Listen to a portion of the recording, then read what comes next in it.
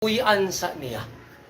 Katong napuy-an niya, nakadawat niya, kinabuhig espiritu, mao na iyang i-consider nga iyang katawan.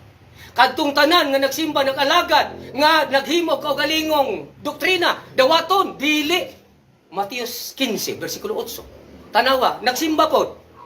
Pero naghimo paagi ila, dili sa Dios nga paagi. Dawaton, dili. Mateo 15:8. Kining mga tawhana, Oh, nagpasidungog kanako, pinaagi sa ilang mga ngabil. ang Ginoo nag-ingon. Apan halayo kanako ang ilang kasing-kasing. Gayon, Kawang lamang ang ilang pagsimba kanako. uy, doon na di ay pagsimbang makawang. Kinsa man eh? Sanglit ilang pagpanudlo, Sa ilang pagpanudlo, ilang ang gipakadoktrina, ang kalagdaan nga hinimo na magtao. diha di ay. Kung maghimo di tag kalagdaan, or mga procedure or manual sa pagsimba, i-reject di tas Ginoo. Nagpasabot nga ang iyang katawhan gipuy-an unya ang doktrina pagtulunan nga gisunod kang Kristo ra. Dili ta mo dawat og lain. Kang Kristo ra karon. Kay kang Kristo ra man di ay.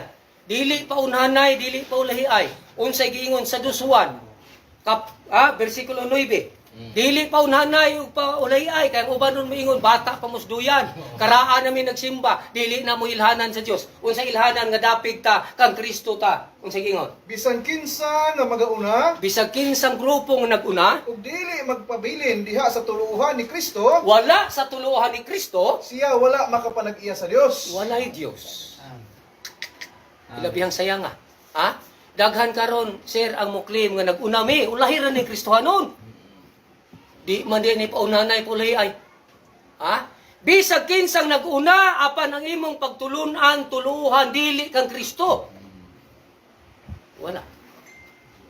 Walay Dios. Balik ka, brad sa brad. Yun sa? Bisan kinsa nga magauna, O, ug dili magpabilin diha sa tuluhan ni Kristo, o, siya wala makapanag-iya sa Dios. walay Dios pala yun. Siya nga nagapabilin sa tuluhan ni Kristo, O, siya nakapanag-iya sa Amahan Amahan. ug sa Anak. Amen.